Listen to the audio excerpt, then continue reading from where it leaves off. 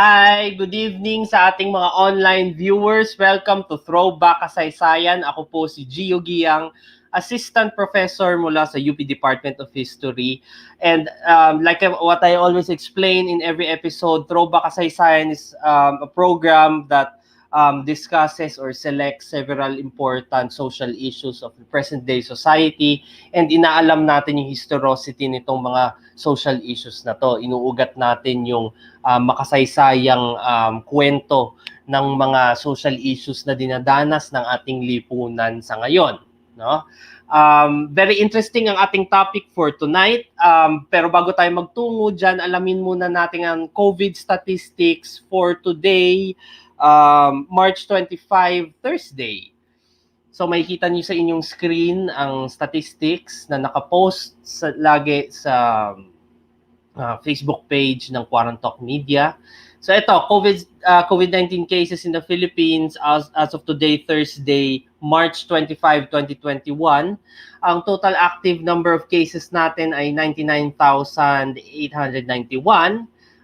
That brings the total number of cases to 693,048. With the DOH recording an additional 8,773 cases just for today. May mga nababanggit dito na this is the highest active cases daw recorded, no? And mapapansin natin for the past days this March, grabe yung surge ng recorded cases on a daily basis, no? Sa ngayon nga, for today, March 25, Thursday, 8,773 cases. The total death toll of COVID-19 sa Pilipinas ay umabot na sa 13,095, with the DOH recording an additional 56 deaths just for today. And the total recoveries of COVID-19 ay umabot na sa 580,062, with the DOH recording an additional 574 recoveries just for today.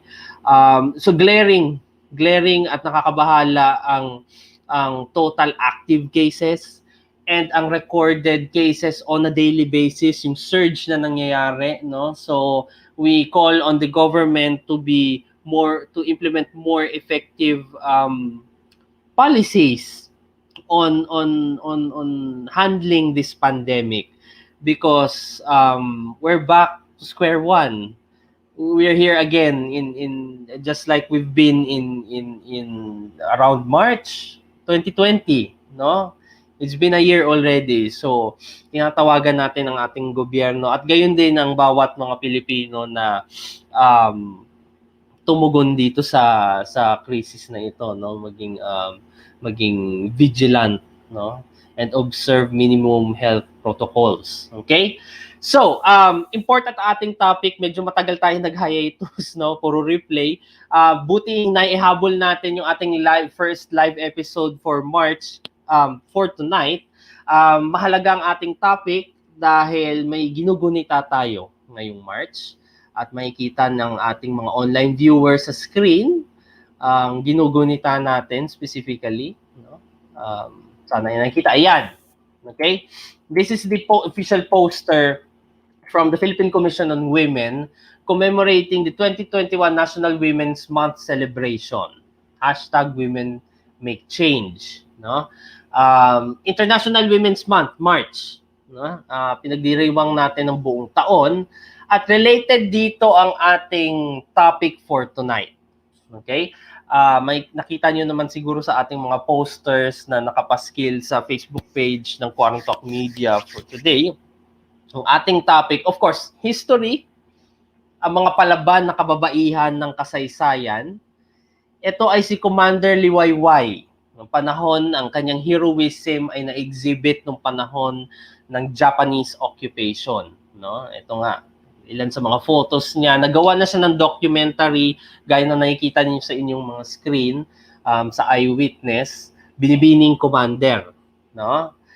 Mga palaban na babae, militanteng babae sa isang spesipikong period, no, ng kasaysayan, isang yugto ng kasaysayan. Marami tayong mga militanteng kababaihan. nababanggit natin yan, nadidiscuss natin yan sa ilang mga episodes sa Throwback Kasaysayan nung panahon na, let's say, nung kinugunita natin yung martial law. Marami tayong mga martial law veterans mula sa hanay ng kababaihan na lumaban sa diktadurya. So, let's select naman yung iba sa ibang period, no? Gaya na nabanggit ko, this is the Japanese period, si Commander Liwayway, no? And para alamin natin ang magiging guest natin for tonight na magdi-discuss nitong si Commander Liwayway, magtungo tayo sa ating throwback lecture.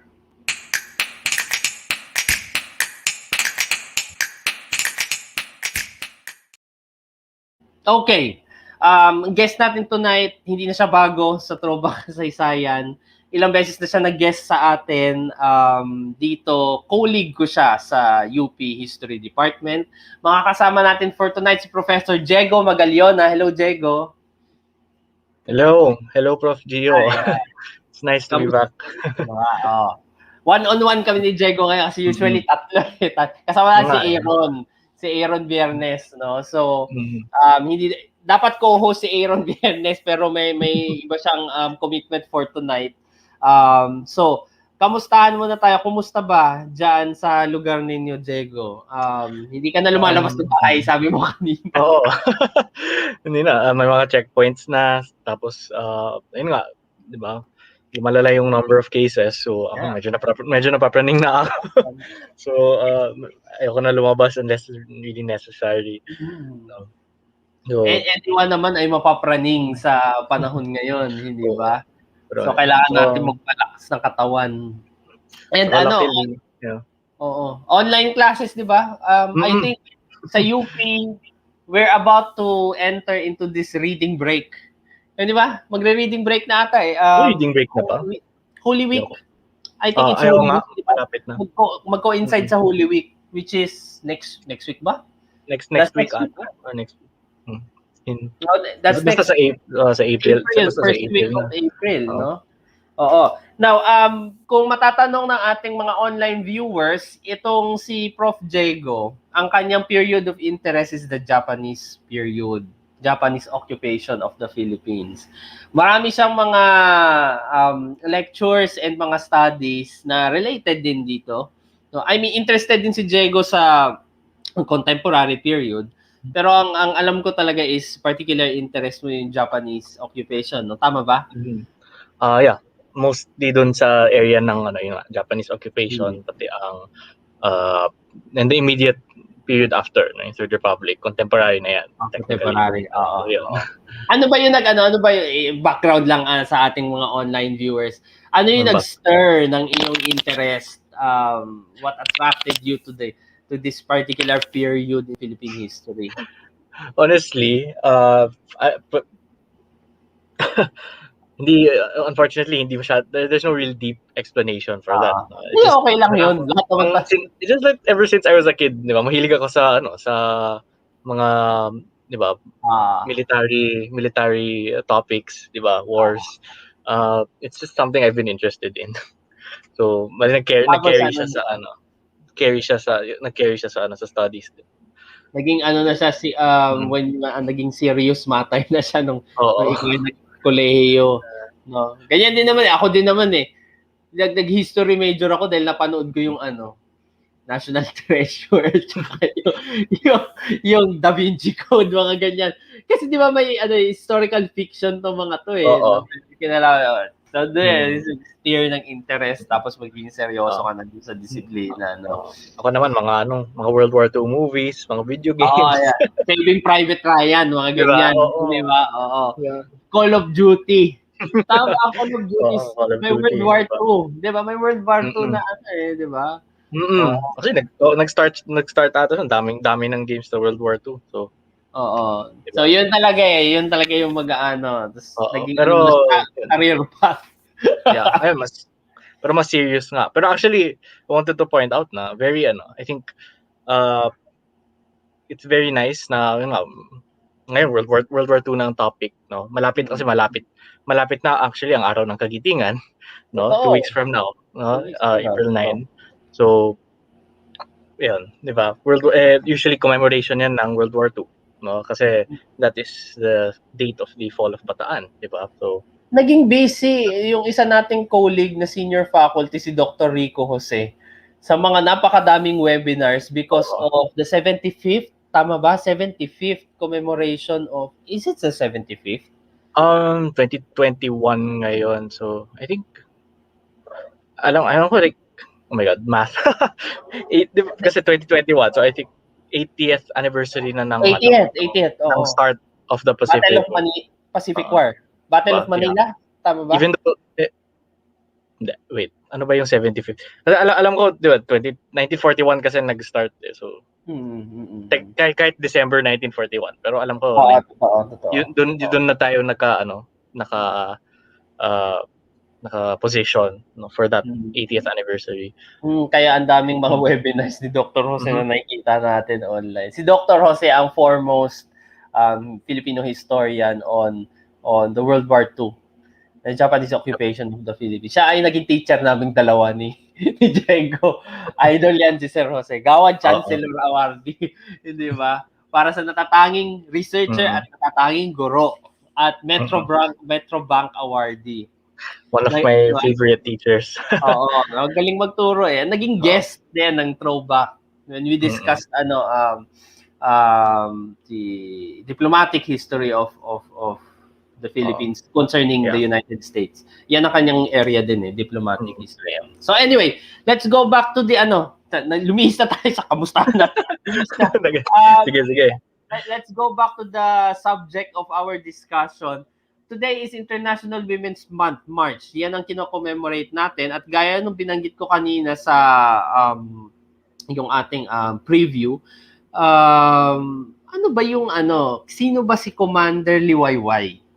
Yan ang magiging task ni Diego for tonight, for the first, I think, for the several few minutes of the beginning of let's do a short historization of who is Commander Liwayway, and then let's discuss later. No, so I'll give the floor, hand the virtual floor to Professor Diego to allow us to be introduced to Commander Liwayway and her contributions to nationalism, most specifically during the Japanese occupation of the Philippines. Sige, go Diego, go. Okay. May slides tong si Diego na ipe-present. Share screen ako. Teka lang. Ito ba? Oh no. Ayun. Doon sa share, ayan. Yan, okay ba? Ayun. So actually, I made this one for another event. Pero in-edit ko, I made some improvements, no? Kasi may kulang, I think, sa previous version ito. So, disclaimer lang, hindi ako expert on women's history or military history. Actually, baka may magtanong pa, 'di ba? Women's History Month. Bakit puro lalaki ang nasa event mo, 'di ba? So, pero yun nga, military history and women's history, I think I am interested in, no? And part din nga, I want to to mention or to give credit to one of my professors, no, si Professor Emeritus Maluka Magay. No, so I took her class when I was an undergrad on Philippine women's history, and that's where my interest in women's history is rooted. Kasi ang dami kong natunan na parang why did I never learn about any of these things, di ba? Why did I have to enroll in a women's history course? So parang yun yung realization na wow, sobrang male-dominated pa lang kasaysayan natin. So that's where the interest started. So, and this was made for another project nga, no? Pero yun, so Commander Liwayway, that was her name, no? That was her name as when she was a hook guerrilla, no? She was born in Remedios Gomez, 1919. And so one of the historians, no,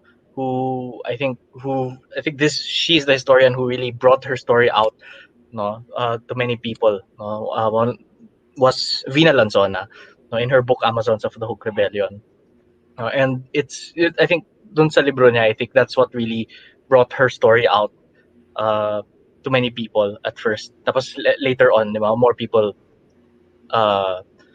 found it and shared it. And directly quoting that book, no, one of the interesting facts about her is that she would comb her hair, she would fix her hair, fix her nails, and wear lipstick before she went into battle. No, it was a way for her uh, to raise the morale of her troops because she commanded guerrillas, no, in combat. And it also, basically, it's a way of hyping herself up and hyping her troops up, diba? Uh, to increase to boost your confidence. And so apparently this is true. No, si Remedios Gomez Paraiso, which is her married name, no, would confirm these stories, and she would say, one of the things I am fighting for in the Hook movement is the right to be myself. No, and part of that is to being a woman. No, and she was, Remedios Gomez was a woman, and she liked those things. Not saying that all women like those things, diba? But her, diba, her identity as a woman, that was part of her identity as a woman, diba? To make herself look pretty, to wear makeup and to wear lipstick, diba? And so parang part of that was, that was part of her fight, her struggle to be herself, diba? Among the bigger struggles that the country was facing, no? But diba, that's as good as a reason to fight as any, diba? The right to be yourself. So her story, no, it's set in Pampanga, no. So this is a map of Pampanga in 1940 to 1945, no. It's dated 1945, pero 1940, it was based on a 1940 map. So U.S. Military map ito, no. So here you can see this is where much of her story takes place, no, in the province of Pampanga where she was born. And dun yung konteksto in the society where she was born into, no, you have a province, no, an agricultural province where the relationship between the landlords or hacienderos, no, with the peasant farmers, no, uh, can be described as semi-feudal. No? And basically, the hacienderos take most of the harvest and most of the profit. No, the peasants only take a smaller share. No, and so from the 1920s to the 1940s, these crushing conditions for the peasants, maraming peasant organizations, political parties, uh, sprung up, no, and were active in these areas, no, yung KPMP, if I'm not Kilusang. Oh my gosh, it's been a while since I reviewed, no, because KPMP was an AMT uh, or peasant organizations, SPP, Socialist Party of the Philippines, PKP, Partido Komunista ng Pilipinas, the first communist party of the Philippines. No? So these were all active, no, actively working there, no, yung pushing for land reform, better conditions for the farmers, no, for the peasant class in particular. So that's where Remedios was born in, no. She's from Mexico, Mexico, Pampanga, the daughter of Basilio Gomez, who was the mayor of, actually, and also a peasant leader. So actually, she wasn't her family, di ba? Her family was not very poor. No, medyo may kaya naman sila uh, as far as yung farmer dun sa community nila of of peasants, no. And she became active in the youth and peasant organizations in her town, no. And interestingly dun sa an interesting footnote dun sa story niya is that she would also participate aside from, 'di ba, participating in yung mga social gatherings dun sa town na yan, she'd also enter yung mga local beauty pageants, no? So she was technically a beauty queen. She would join those contests or pageants. And so she did not finish her high school because she had to support her family, working in small businesses. So ito, just zoomed in version ng map. So this is where most of the story takes place. So here naka-circle Mexico, Pampanga. Tapos that empty area in the map between the town of Arayat and the municipality of Arayat and the municipality of Magalang is Mount Arayat. So that empty space there na naka-highlight.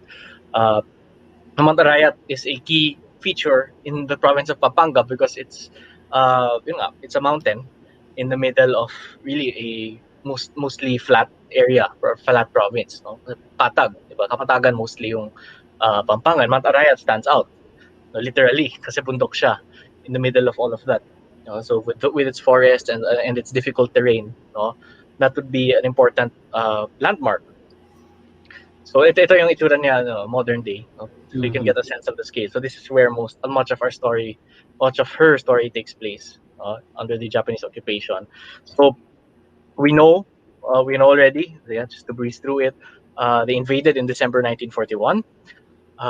But Filipino guerrilla resistance was organized as early as 1942, and it continued all the way up to 1945. And we introduced the Hukbalahap guerrillas of Central Luzon. They were one of the largest and one of the most successful guerrilla groups in the Philippines against Japan. And one of their main bulwarks was the province of Pampanga. Also, another quote from Mr. Medios: "Rather than die without putting up resistance, we had to defend ourselves." And what brought her to the Hukbalahap and to the guerrilla resistance? So the various peasant organizations, along with the Communist Party, they were already starting to organize guerrilla resistance against Japan. As early as the time when they were still invading, they were getting ready. They were stockpiling arms. They're starting to find whatever arms and ammunition that they could. No, and so itong Hukbalahap, yung Hukbalahap in particular, they had the help of the PKP, the Communist Party, which by that time had combined with the SPP, earlier mentioned, the Socialist Party. So by this time, they were supporting the peasant organizations, helping them, particularly with political organization.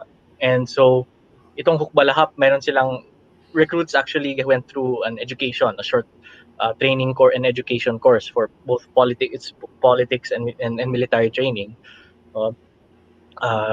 Struggle nila, it's not just against the Japanese invaders. They're also preparing to fight, diba, yung social inequities that they face. It's not just against the landlords, but not just against the Japanese, but also yung landlords, diba? And nandun ka na, diba? Guerrilla ka na, diba? Why not fight? Why only fight against one form of oppression? So interesting statistic about the Hukbalahap, I believe, if I'm not mistaken, this is also from Lansona, na around 1 in 10 Huk guerrillas were women. Mm-hmm. And why did Remedios join the Hukbalahap? Her father, she joined specifically because her father was executed by the Japanese. Her father was trying to organize guerrilla resistance there in her town, and the Japanese executed him. So that brought her into the arms of the Hukbalahap. She wanted to join the guerrillas. She wanted to fight. So she took her training, and the guerrillas, they take on a new name when they finish their training, or when they join the group. Similar to the the practice of the Katipunan, for example, where they took new names on mga nom de guerre, no. And her name, she chose the name Liwayway, or Don. So first she was assigned to a medical unit, pero later on, diba? Later on, she was picked to command Hook Squadron, Squadron 3V, and she led them in battle. Particularly, yung most famous would be the Battle of Kamansi. Kamansi, and I tried to find it on the map actually, and I'm not sure about this, but I believe it is under the name of sitio, or isang lugar along on the slopes of Mount Arayat. So doon sa may Mount Arayat ang labanan ng Battle of Kamansi, where she was able to resist, and even overcome, diba, the Japanese forces who they were fighting. So ayan, there's a quote from Remedios Gomez, where they were outnumbered, and they were supposed to retreat, but they did not want to retreat, so they kept fighting until reinforcements arrived, and they had defeated the Japanese and their allies. So most likely yung Bureau ng Constabulary, which was the Japanese revival of the Philippine Constabulary. So in the end, they retreated, and she was commended. So actually, that's really where to sum up her story against Japan, diba? That's where she became she became a renowned commander, no. But Mhm. her story, of course, the fighting doesn't end there, no. uh, the transition from the Japanese occupation to the new government, diba, was not as smooth, diba, to the independent Philippines. It was not smooth for the peasants and for the hooks of Central Luzon in particular. So here you have the Hook Rebellion. Ano nangyari? Diba? Nag-breakdown ang negotiations between the new Philippine Republic and the Hooks because bakit? Sa usapan ng land reform, genuine land reform, uh, and yun nga, they weren't able to come to an agreement. Particularly, one of the problems was that the new government, and by extension the Americans before the Filipino-American joint forces, no, that were liberating the Philippines, they were installing the previous governors, landlord governors, no, from before the war, and they were supporting them, uh, ignoring ignoring the political uh, system, the communities and the political organization that the Hooks had established in these provinces. So nagkaroon ng conflict. It came to the point where there were government forces that were killing uh, certain Hook leaders, no. And in particular, actually, there was a case even before the war ended where a group of Hook Balahap guerrillas uh, were arrested, disarmed, and massacred by another group of Filipino guerrillas who were, mga Yusafi guerrillas. No? Mhm. So all of these things uh, would culminate in the breakdown of negotiations and the start of really armed resistance from the Hook Balahap against the Philippine government. And the Communist Party at the time they chose to support the peasants, no, in the Hukbalahap, no, and reorganized it into the Hukbong Mapagpalaya ng Bayan. And Mhm. Remedios Gomez and the other women of the movement of the Hooks were a part of this. So again, in operations sa Mount Arayat, that's where Remedios Gomez was captured for the first time. If I'm not mistaken, she fought again, but then later she would be captured again, and then she would stay. No, so yun nga, Remedios Gomez, she was captured by forces of the Armed Forces of the Philippines in 1947, and by that time, uh, she already had a reputation alongside the other women of the Hukbalahap as Amazons, mga Amazonas. Ano big sabihin yan? Uh, Yun nga, di ba, Amazons from Greek mythology, di ba? The warrior women. And so it's interesting that yun nga, they were called Amazons, no? Unang-una because uh, it was seen as strange, and also it was seen as strange, but di ba, because it went against mga traditional gender roles na babae ka na lumalaban, di ba? Babae na fighting on the battlefield. Mhm.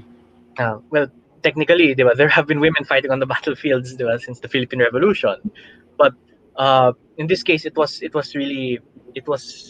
turned into a story on its own. Na they were called Amazons, no, and I think Lanzona would even, to paraphrase lang, I think she would really interpret this as really exoticizing them, diba, interpreting them as really challenging the gender norms in the country. But yun nga, because they were doing that, they were being exoticized, di ba? Glorified by some, demonized by others, no? Mhm. And they were basically seen as anomalies. But their existence itself, di ba? And their achievements, their feats, di ba?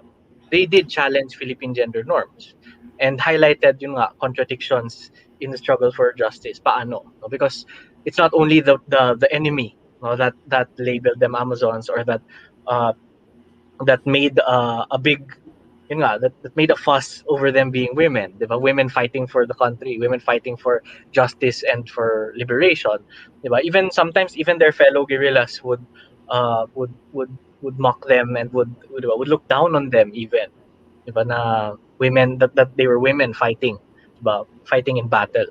So that that's part of the story, diba? Na yun. And so Liwayway, diba, she did not let any of that, diba, any of that really get her. Kahit natalo ang Hook Rebellion, Liwayway never abandoned her comrades. She even though they were defeated, diba, Liwayway chose to continue to be active in their struggle for land reform. Diba, kahit sa even if they moved to Were defeated. Mm. I'm sorry, nagka-feedback, sorry. Even though they were defeated, diba, she would still join the at yung Hook Veterans Association, for example, where she would fight for the official recognition of Hook veterans, where they would get support and pensions from the government for their role in fighting the Japanese invasion. So they would apply for. She helped her fellow veterans apply for pensions, and she would lobby to the Philippine government for the Hook recognition. And so and I think she never, if you read the stories, the articles from her relatives, no, and even yung as well as the documentary, you'll see that she never lost that spirit. No, she always stood with the struggles of the peasant class, uh, and she would even say, uh, if it meant carrying a gun, fighting with men against the enemy, and sacrificing my life for the cause of freedom, then I am proud to be a Hook Amazon. So that's one of the last photos of her, taken I think 2013 or 2014, before she passed away. Oh, yeah, so ilan mga references ko. Sorry, masyadong mahaba yun. So, di ko Okay yan. matitiis. Very informative ang lecture ni Diego. Diba? All of the facts about the heroism of Commander Liwayway. Now, just to sum it up, yung lahat ng mga facts na nabanggit ni Professor Magallona, why was it noteworthy yung heroism ni Commander Liwayway? Just to sum it, ang dami niyang exploits during the Japanese occupation, and then after the Japanese occupation, fighting for the benefits of the guerrilla fighters, yung mga colleagues niya during her time in the guerrilla warfare. What was very noteworthy para ikaw na nag-aral doon sa buhay ni Commander Liwayway during the time of the Japanese occupation? What was noteworthy doon sa kanyang kabayanihan? Noteworthy sa Philippine history. Tingin mo? I think two things siguro na yung una is that she never lost her fighting spirit, no, na even if, diba, she was already active in mga peasant organizations and yung community niya even before the war, but diba, when she lost her father, she continued fighting, no. She wanted to continue fighting, no. She was captured. She was captured by the Philippine government, I think twice, no. And I think one of the reasons why, I think I didn't mention it, but she lost her husband during the Hook Rebellion, and that I think that's part of one of the factors why she did not choose to return to battle after she was captured the second time. I think, if I'm not mistaken, no, she had children, no, or a child. I forgot exactly, but yun nga, may bata siya, no, and she never lost that fighting spirit, no, na kahit na-capture siya, kahit natalo ang mga Hooks, she did not stop, no, fighting for them in that sense, no, or she did not stop, diba, she never left the side of the peasant struggle, kasi nga nandun siya, she was born in it, she was raised in it, no? And she never lost that fighting spirit despite everything that happened, after the Japanese occupation. Another is that something noteworthy about Liwayway is that she never lost, or she maintained, in a sense, parang yung sense, or parang, I don't want to say maintained, but she asserted, that's a better word, she asserted yung pagkababae niya, her femininity, no. That's something that's interesting, no? Na oftentimes, diba, when you see women heroes, women warriors, parang ganon, na oftentimes they can be they're interpreted as masculine, diba? Na they're doing that kasi ine-emulate nila yung lalaki, no? Commander Liwayway was able to do that. She was a warrior woman, diba, who never lost, diba? Parang never and again, I'm sorry, pero there's nothing wrong with that, with the former, diba? There's nothing wrong with, diba, yung pagka, diba? Oh, sige, baka mas masculine sila. But what's interesting about Commander Liwayway is that she wanted to assert yung pagiging feminine niya, yung pagiging, her, na I am a woman, I am that kind of woman that likes, diba, that kind of woman that likes yung traditionally feminine things like beauty pageants and makeup and fixing my hair, all those things, diba? And I am taking that to battle. No, she inassert niya. No, yung Parang nag-ano siya it functioned as symbolisms. Oo. A defiance of the norm of the time, hindi ba? Na you don't have to make me man-like, di ba? For me to fight, parang ganon. And that's like probably the most on the nose assertion. Parang, I'm a woman and, di ba, let me do feminine things, parang ganon.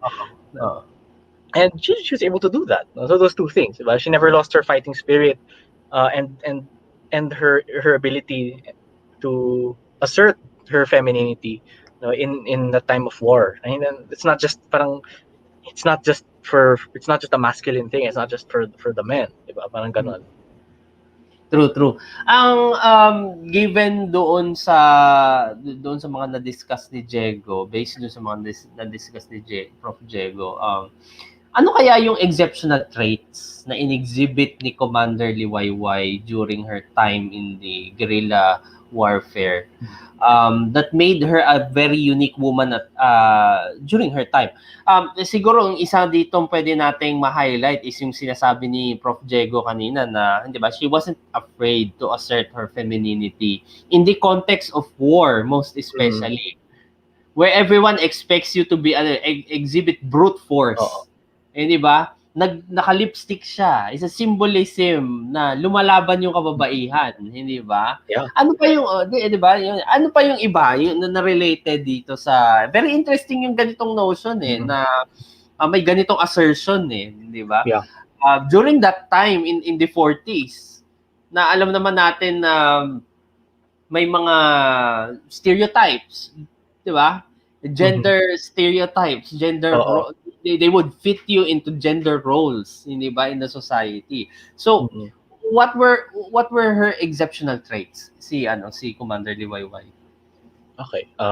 So aside from yung, I think yung major ata yung talagang binanggit ko na, I think that's what made, that's one of the things that make her stand out, diba? From, kasi she was definitely not the only, diba? She's not the only Amazon. She was not the only Hawk Amazon. She was not the only woman guerrilla or woman commander, diba? There were other Filipino women, diba? But yung pag-assert niya, yung pag-assert sa femininity niya, that's one of the things that makes her stand out, diba?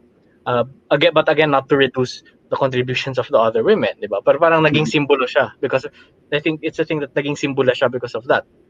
But also, I think one of it is because she really stood out in battle because of that, no? And she was an effective commander, no? She was an effective leader of troops, no? That's another thing that is exceptional about her. Now we know for a fact that she led troops to victory. So we have that that story from the Battle of Kamansi. So there's that, diba? And I guess exceptional traits. But like, I don't know if trait ito, no? Pero parang she was able to diba? She was able to get the attention or of the government, diba? And despite being captured, despite being defeated, she would still, diba, stand and talk defiantly to them. I think I'm not sure I think si Liwayway ito, no? where she met President Rojas, no? And she was still parang hindi, she was not submissive at all to him, 'di ba? So yung pagiging defiant niya, 'di ba? Nung parang I wouldn't say she's unbreakable, 'di ba? Because we don't really know everything about her. But she really had that she had that defiant, no, that defiance in her. Yun yung isa sa mga mahalagang traits niya. But ang isa pang interesting na bagay na pwede nating ma-discuss relating to the legacy of Commander Liwayway is yung notion ng militant Filipina, for example. The idea of militancy would change throughout time, no? It was under the context of war that Commander Liwayway stood out, di ba? That she really defined that notion of militant Filipina. But what made her definition very unique? Siguro again pabalik tayo doon sa sinasabi ni Diego kanina, yung the symbolisms attached to her militancy, hindi ba? The way that she asserted femininity in the context of war, that you can be feminine at the same time you can actually fight with arms, hindi ba? Which is defying the notion of the time, hindi ba? Ano pa yung ibang aspects siguro? Meron pa ba tayong naiisip na iba pang aspects na pwedeng very unique kay Commander Liwayway doon sa idea ng militant Filipina that we can actually emulate today, hindi ba? I mean, I'm not saying na we're not in the context of war, di ba? We should not take it literally.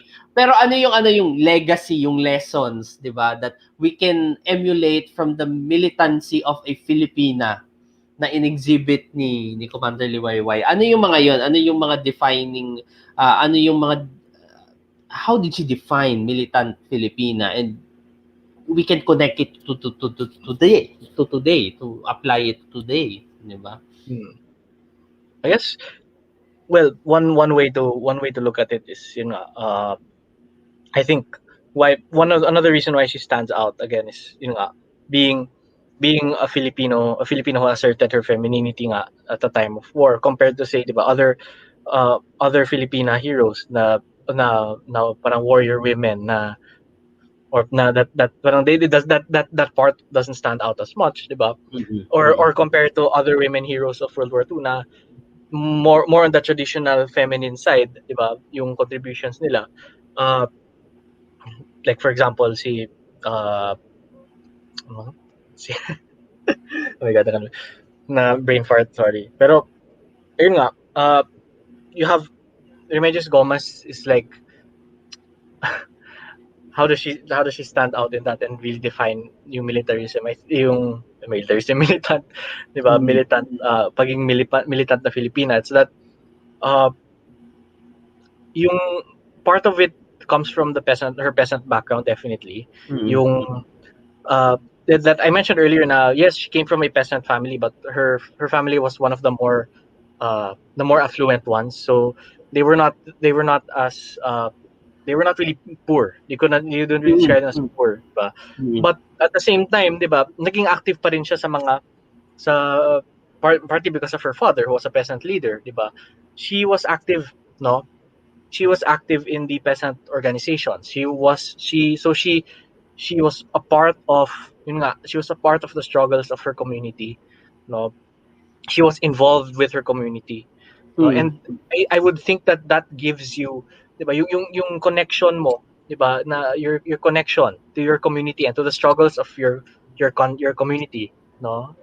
And by extension your countrymen, diba, that already tells you so much about her, no? And I think that gives you an idea of, of why, diba, why did she keep fighting, no? Why did she keep fighting until, diba, she really kept fighting until the hooks were recognized, diba? Part of it is, diba, she was involved in the struggles of the Filipino peasantry, no? She knew their organizations, diba? She knew those people, diba, na either, diba, at first, diba, she was with them sa peasant organizations, and later she fought beside them in war, diba? She really got to know those people, and the struggles that they faced. And I think, diba, anyone, diba, regardless kung if you are a peasant or if you're from the middle class, diba, that's something that you should, that's if you want to be, diba, involved, diba, in the struggle, in the struggles of, diba, the country. You want to make a difference, you want to contribute, diba, you want to be a militant, you want to be militant, diba. I think the very first step is understanding and meeting the people, no, Totoo yun. Totoo. other people, diba, whether you are, a peasant yourself, or, diba, or you're not a peasant, diba, or not a worker, diba, kami mga burgis, like mga burgis, diba. Oo, totoo yan. I would say lalo na mga burgis kasi we're not with, diba, because we don't live that struggle, diba. So lalo na for people who don't live that struggle, diba, it's important to understand and to meet to know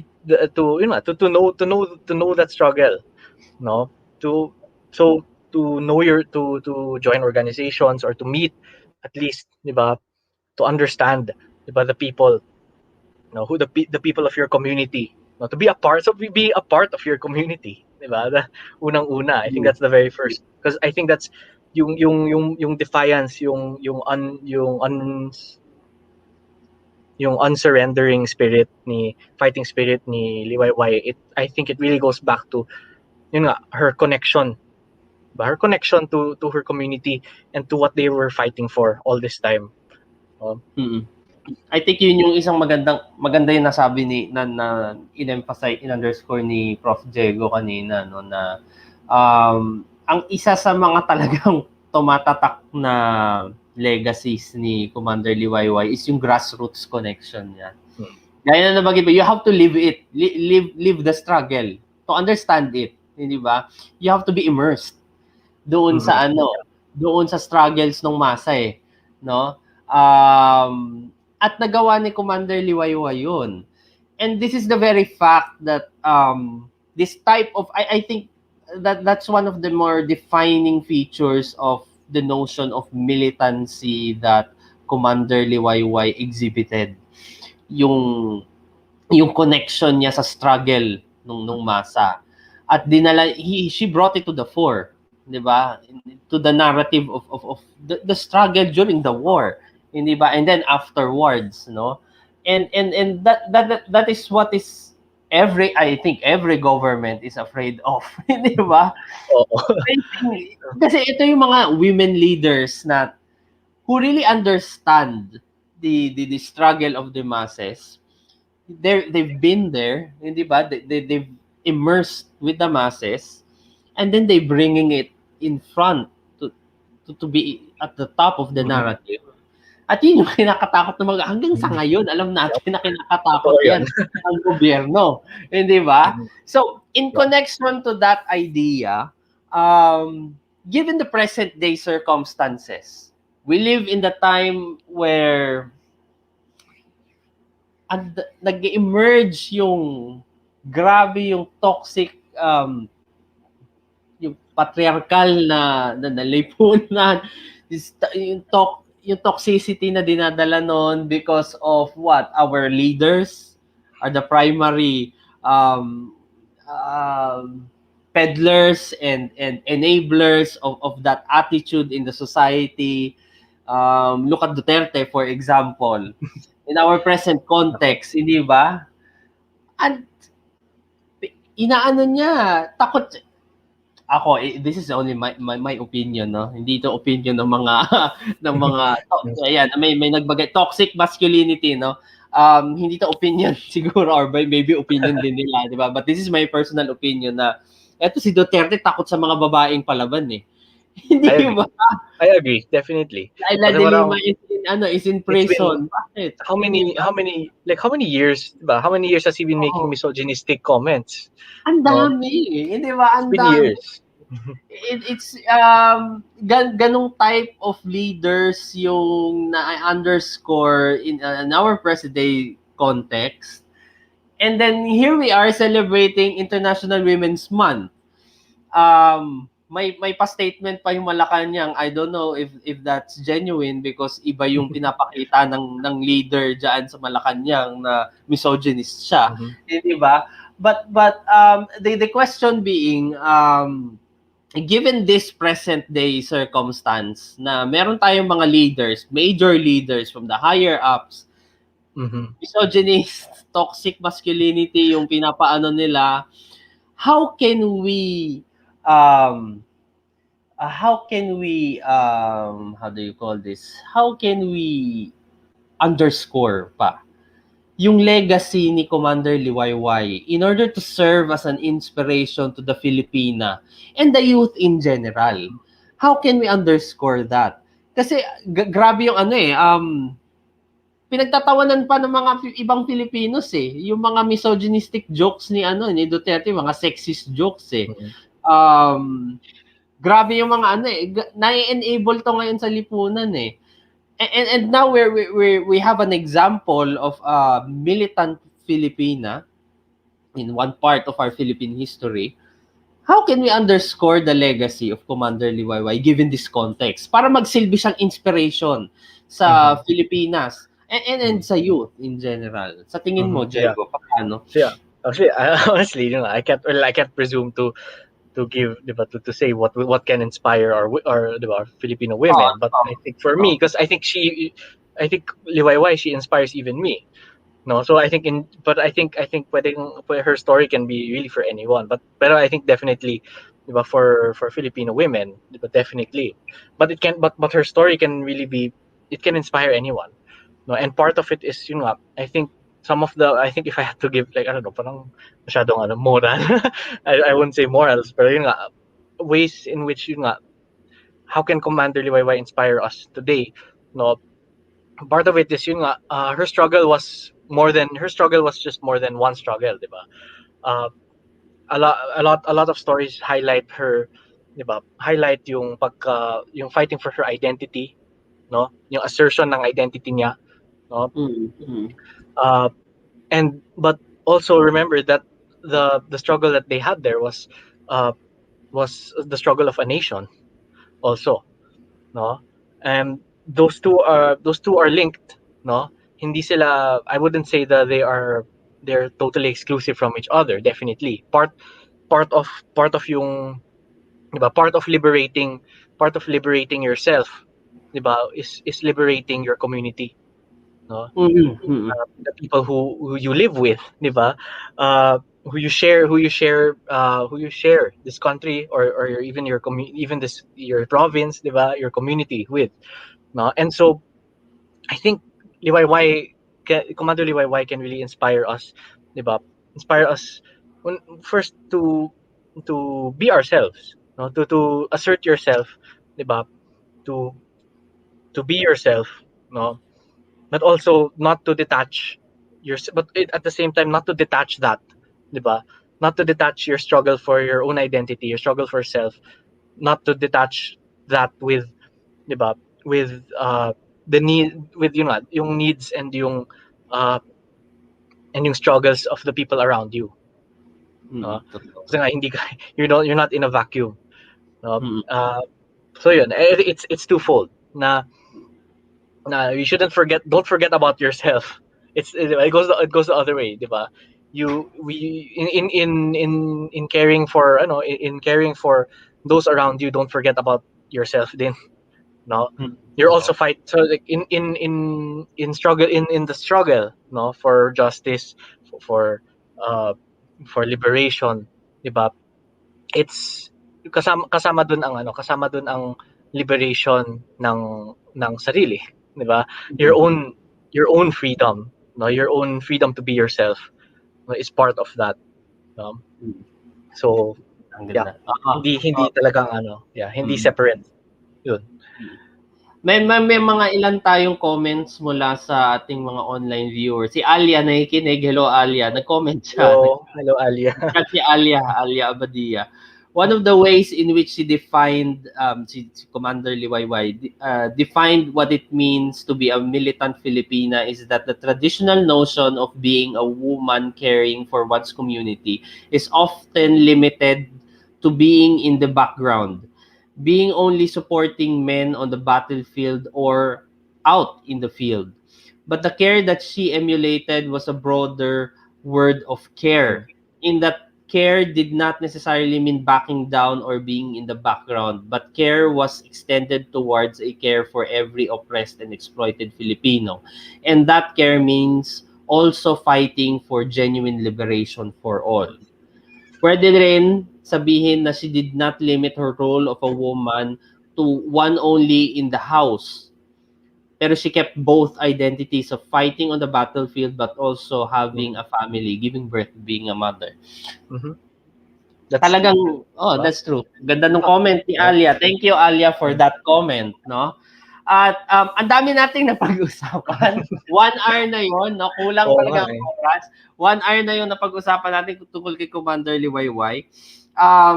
Siguro ano na lang tayo, just to sum everything up, ang final words natin sa ating audience in the celebration of International Women's Month and the story of Commander Liwayway.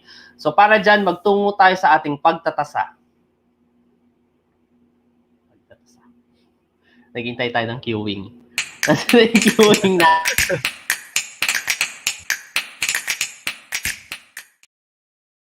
Ayun, ang queuing. No? So, okay. Tanungin natin si Prof. Diego. Ano yung what are the most important napag-usapan natin yung legacy ni Commander Liwayway. Pero sa tingin ko ang isa sa mga mahalagang bagay na na-emphasize dito sa discussion natin is yung connection niya with the masses. Now, just to leave to our audience, what can we say about Commander Liwayway and her meaning to today's society? Anong ibig sabihin yung symbolism ni Commander Liwayway sa present day society natin? Okay. Sige, I'll try to keep it simple. Sige. Medyo loaded yung question. I think you okay, to keep it as try to keep it as as compact as possible para hindi tayo mag-drag on, 'di ba? It's her parang it's about I think her story really tells you the story of of the Filipino woman, that she won't back down, na, 'di ba? That she won't be the Filipino woman won't be trapped in a certain role, no?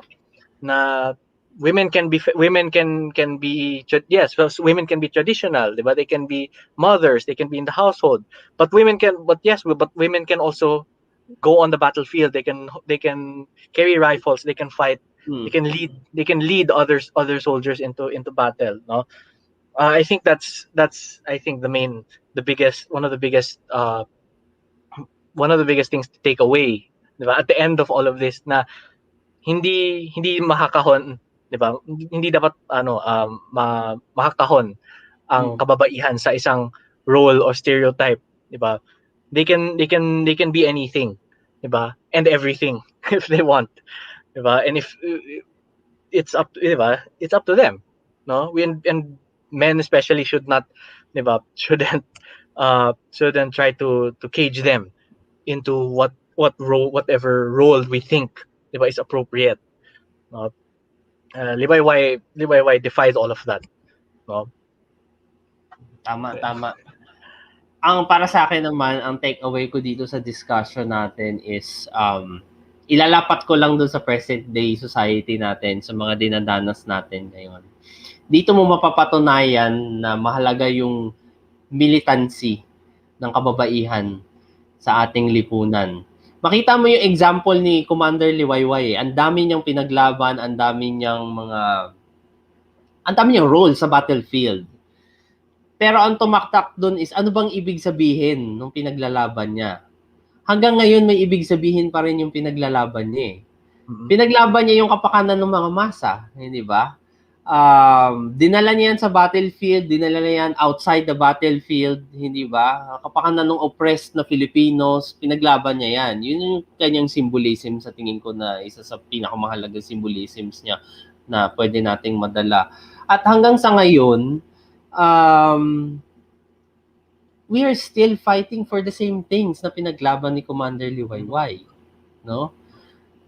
At yung mga kababaihan natin, mga women dissenters natin, unfortunately, sa ngayon, target na mga toxic masculine peddlers, mga enablers ng ng patriarchal na lipunan, no? Nakakabagabag itong mga ganitong mga bagay sa lipunan ngayon, no? At sa tingin natin na dapat tumindig yung mga kababaihan laban dito sa mga ganitong uri ng leaders, no? Yung pinaglalaban ni Commander Liwayway, hindi pa natatapos yan eh. Hindi pa natatapos. Tas ngayon mismo yung mga leaders natin inaatake yung mga babaeng quote-unquote maingay dahil takot sila. Hindi ba? Sa pinaglalaban nito mga kababaihan natin ngayon in the present day, no? So, ngayong International Women's Month, ipagpatuloy dapat yung militansya ng kababaihan. Dahil malaki yung ambag nito sa kasaysayan, nakita natin yan, hindi man nagsimula, pero nakita natin yan sa example ni Commander Liwayway. Marami siyang pinaglaban, tumatak yung kanyang legacy. Kailangan nating ipagpatuloy itong laban na ito. Very crucial yung present day society natin, no? So, yun lamang yung message na pwede ko iwan sa ating mga online viewers. Tatanungin ko si Diego, kasi just like in every episode of our Throwback Kasaysayan, ano ba yung pwede mo ma-recommend na reading dito sa topic natin for tonight? May mga references na pinakita si Diego. What are your best recommendations? Well, I guess the main for Commander Liwayway in particular, it's definitely Vina Lanzona's Amazons of the Hook Rebellion. That's probably the biggest, when it comes to not just Liwayway's story, but other women in the Hook struggle, from World War II up to the Hook Rebellion. So I think that's the most that's the best reading I can recommend there. For what else, diba? May book na there's a book that we worked on unreleased. ano pa lang to, in anticipation. Yung sa PIVAW, hindi ba? Sa PIVAW, ito yung may current project na nangyayari, and I think we can give our online viewers a hint kasi nagkakaroon na ng series of webinars sponsored by the UP Department of History and in partnership with PIVAW relating to this project. Women heroes, hindi ba? Mga women in different periods of history. Starting with the Spanish and then the American colonial period and then ending with the Japanese occupation, no? Abangan ninyo yan. Di ba? I don't know when it's gonna happen, but we wrote it. Kaya kasama kami, mga co-author ko si Diego dyan. At yung iba pang mga naging guests ko dito sa Throwback Kasaysayan. So, yun lamang. Maraming salamat sa ating mga online viewers for tonight. Sana marami kayong napulot na aral sa buhay ni Commander Liwayway. Salamat, Diego. Alam ko na pushback na tong episode na to. Salamat sa pagpapaunlak ng aming imbitasyon. Lagi ka namang pumupunta. Lagi ka namang nag-guest dito. So magkita-kita tayo muli next Thursday para sa episode, I think it's episode 29 of Throwback Kasaysayan, season 3 of Throwback Kasaysayan, episode 29. So maraming salamat sa pakikinig. Until next week. Good night to everyone. Good night. Thanks everyone. Good night.